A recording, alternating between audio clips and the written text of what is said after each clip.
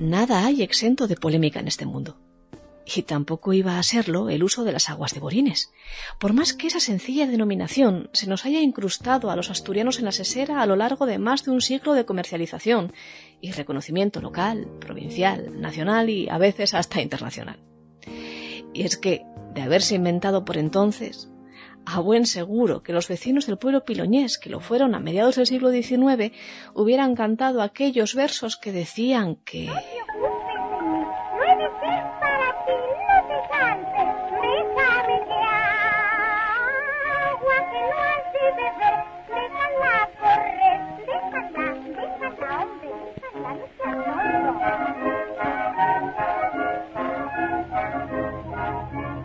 porque los disgustos que trajo emparejado consigo el entuerto no fueron moco de pavo. Hoy les voy a contar una polémica historia que, ya se lo adelanto, va a tener varios finales, ora felices, ora tristes. Y ya lo saben bien, no hay nada en nuestro pasado que se cierre nunca de golpe, ni de una sola vez.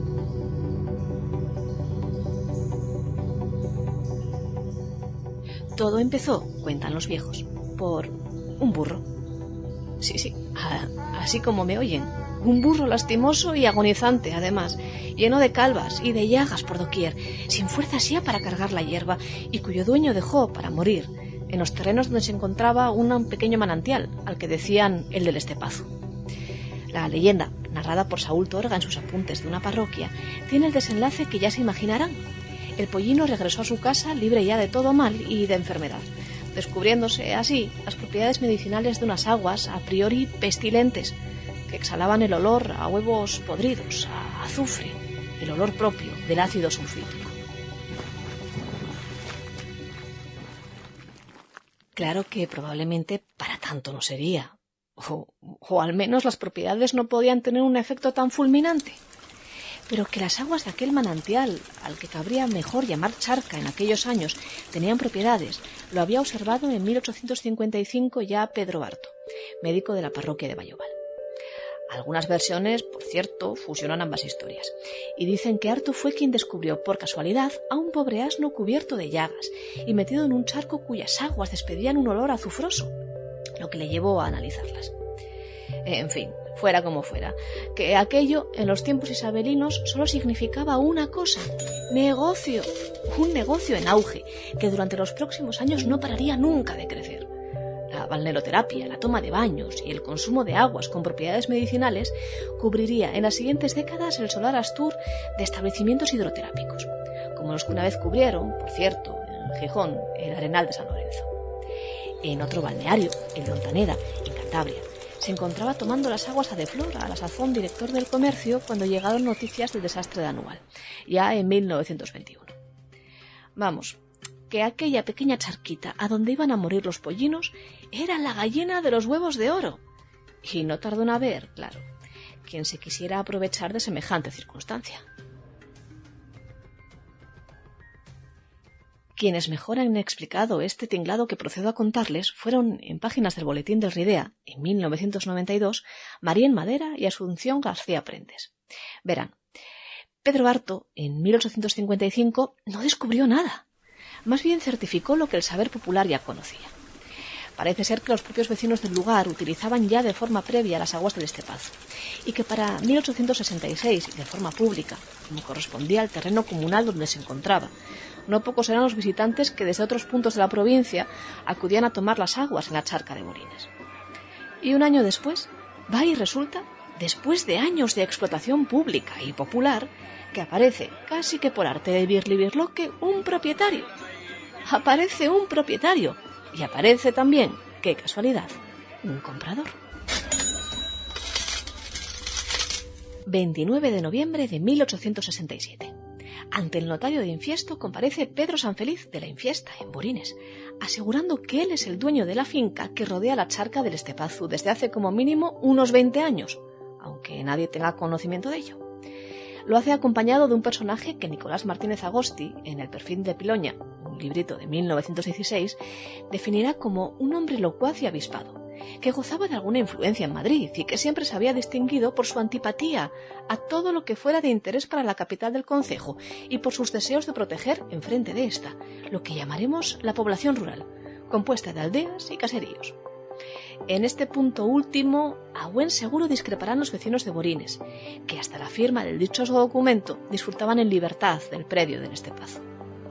Porque en él San Feliz manifiesta no tener facultades al ser un simple labrador, para explotar el terreno como se merece, y querer vendérselo, por tanto, a este buen señor, a Zaragoza, el hombre locuaz y avispado que nos decían, Juan Bautista Sánchez Zaragoza. Y se deja por escrito, además, que lo hace porque el tal Zaragoza está dotado, literalmente, de una acción poco común, relaciones, independencia e inteligencia. Vamos, que le hizo un verdadero traje, un traje que olía tan mal como aquellas aguas de azufre frecuentadas por los burros piloñeses. Y acierta Madera en su disertación. ¿Para qué firmar un documento como este, justificando la compra del terreno, si realmente ésta se podía hacer con total libertad? La respuesta la dará el desarrollo de los tiempos. Las primeras piedras del balneario de Borines se construyeron en medio de un verdadero estado de guerra. Pero, verdaderamente, sí sabía Zaragoza moverse como pez en el agua en estas cosas del vil metal. En 1873 consigue la declaración de las aguas como de utilidad pública y el permiso de apertura de un establecimiento para explotarlas anualmente en la temporada de verano. Esto salió en el Boletín Oficial del Principado de Asturias, por entonces de Oviedo, y los vecinos, claro, montaron en cólera. Reclamaron la propiedad comunal cuando Zaragoza ya estaba en el tránsito de construir hasta una hospedería para los visitantes, previo pago, claro, de interesante entrada. Se pleiteó y se pleiteó, pero Zaragoza, ducho en librar batallas, las ganó todas, y hasta llegó a ostentar el cargo de alcalde de Piloña, pucherazo mediante. Claro que de todo no se puede saber. Y nuestro inquietante piloñés había de ganar pleitos, y de ganar elecciones también, pero, desde luego, no de construir ni de mantener balnearios. El establecimiento balneario de Borines no merece tal nombre, diría, unos años después, Victoriano Allegui, a la sazón recién nombrado médico director, a su disgusto, del balneario. Es un edificio sin concluir, de planta baja y principal, cerrada por verja de hierro. El escaso caudal del manantial hace que los agüistas tengan que esperar mucho tiempo para beber un vaso de agua. El camino a las hospederías, que eran dos, la Fondona, cerca del establecimiento, y otra en San Martín, es un lodazal, teniendo que usar madreñas para atravesarlo. Así las cosas. El balneario era una auténtica ruina, si es que de tal manera, balneario, que no solamente ruina, se puede llamar al tendejón sostenido por columnas de hierro allí instalado. Pero también una oportunidad barata de emprender nuevas aventuras. Solo hacían falta inversores. Y ahí es donde aparecen en escena los hermanos Ballesteros, Lázaro y Serafín, auténticos emprendedores decimonónicos que conseguirán dar al balneario el despegue que se merecía y también, por qué no decirlo, publicidad. De los Ballesteros está plagada la prensa de la época de referencias, sobre todo de Serafín. Pleitos en Oviedo por consumos con Edmundo Lacazette, comerciante y pionero de la fotografía en Asturias, por cierto. La concesión de los derechos de explotación de los tranvías en una u otra villa, las obras de la carretera de Campo Caso y, ahora, en el verano de 1881, también la adquisición del desastroso balneario de Zaragoza. Un latigazo de romanticismo de los hermanos, podría ser, pero que dio sus frutos, al menos durante un tiempo. Costó poco comprar el balneario de Borines, pero mucho habilitarlo, eso sí. El primer reto era aumentar su caudal. Una empresa monumental emprendida y ganada también por Tomás Tinturé, que consiguió ganar a la tierra una galería de 18 metros por la que transitase el agua suficiente como para abastecer un negocio con capacidad para cientos de personas. El segundo, construir un recinto donde meter a todas esas personas. Hoy sigue alzándose en Borines, deslucido ya por la nave contemporánea de embotellado, el establecimiento de los Ballesteros. Un coloso para la época con 4 plantas destinadas a hotel, a baños, salones de recreo, capilla y otros. Y los baños, claro, nada tenían que envidiar a los balnearios de la gran ciudad.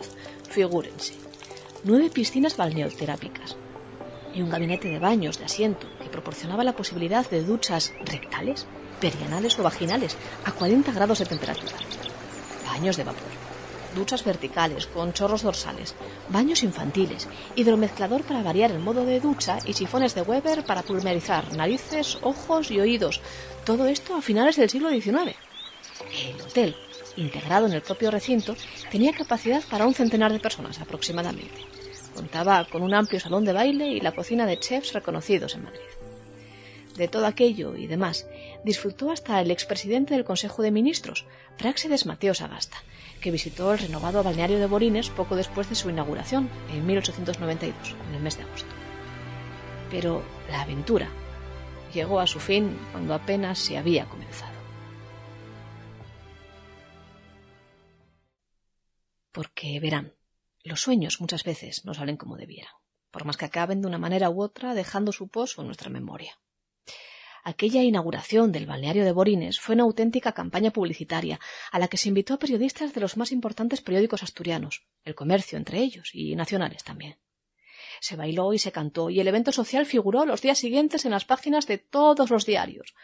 A partir de entonces, los anuncios del balneario y de las propiedades de sus aguas, tanto para bañarse como para beber, fueron constantes. También las idas y las venidas de los ilustres visitantes al balneario. No así de ilusionantes serían, en cambio, las infraestructuras que llevaban a él. Figúrense que en el periódico El Guadalete, en septiembre de 1892, llega la corresponsal, Carolina de Soto, a decir que breve tiempo me pareció el que empleamos. 5 o 6 horas. 5 o 6 horas. Desde Gijón hasta el balneario de Borines. Tal es de encantador y delicioso todo el camino. En la misma crónica se afirma que al pueblo, desde el establecimiento, se sube por estrechos y pedregosos senderos que destrozan los pies. Mala cosa, especialmente cuando los visitantes son distinguidos y tan de alta alcurnia que hasta el periódico El Carballón, en 1892, llega a agradecer que con el balneario hubieran desaparecido del lugar los hombrinos de calzón corto y montera, y los aldeanos que por sus dolencias e indumentaria parecían la corte de los milagros, tan admirablemente descrita por Víctor Hugo. La aventura del gran hotel de Borines, que al final estaba en un pueblo, solo duró hasta finales de los años 20. El advenimiento de la guerra y la ocupación del local por los soldados de uno y otro bando haría el resto. Desde entonces, la historia de Borines, como también la de sus visitantes a finales del siglo XIX, es una historia de idas y de venidas. Sí, desde entonces, la historia de Borines es una historia de idas y de venidas, de inventarse y de reinventarse. Las últimas noticias en torno al centenario establecimiento son agridulces. Este mismo año, 2021, la empresa decidió prescindir del negocio de embotellado de agua, que motivó el sueño de los ballesteros durante el siglo XX, y por el que todos los asturianos asociamos al pueblo piloñés con sus aguas. Se mantiene en sus instalaciones, en cambio, un nuevo negocio, la cerveza, de la mano de la marca Ordum. Ya lo ven, nada se mantiene. Pero todo puede, si así se desea, permanecer. También las tradiciones con polémicos orígenes. Aún pueden ustedes visitar el pueblo, a las faldas del Sueve, e imaginarse a aquellas señoritas que, como mencionaba El Carballón, llenaron a finales del siglo XIX a Borines de la más elevada, leo literalmente, Higelife, la alta sociedad, transitando por sus jardines, hoy secos y a la espera, que alguien nos vuelva a regar con las salutíferas aguas del estepazo.